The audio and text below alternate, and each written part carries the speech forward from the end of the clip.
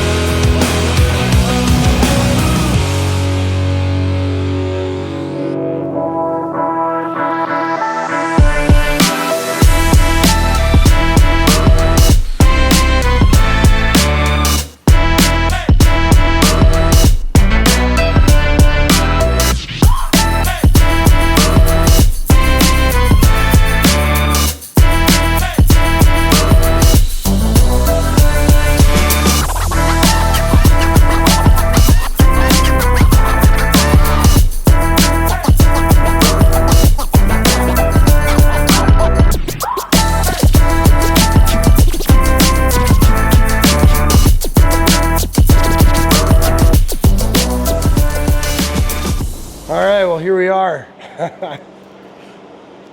Third time's a charm, I guess. What we have here this time is a Bill Schimmel built VR6 ready to go in the Mark II. We were just trying to figure it out. Yes, I think this is the third time a motor is going in this thing, and hopefully the last.